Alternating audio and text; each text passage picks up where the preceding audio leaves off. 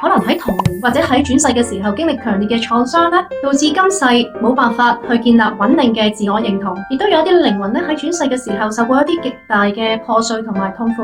因此今世咧進入咗修復啦同埋休息期，需要去慢慢咁整合翻自己靈魂深處嘅裂縫。常見於幻覺同埋妄想嘅人咧，其實佢哋喺不同意識嘅維度活動緊。每個人都活喺自己創造出嚟嘅實相，活喺自己投射出嚟嘅世界，只不過係佢哋投射出嚟嘅世界咧，不同於主流嘅共識現實，因此常被人貼上特別嘅標籤。仲有一啲靈魂係為咗平衡過往嘅業力，佢哋都係勇敢嘅靈魂嚟嘅，因為佢哋選擇咗同其他人唔同嘅方式去體驗生命。其實佢哋同其他人一樣，有自己學習嘅功課啦，有自己嘅高我啦，仲有靈魂家族同佢哋嘅指導天使。有時候呢一種靈魂咧，反而帶住一啲好重大嘅任務喺宇宙中咧，冇任何靈魂係被遺棄嘅。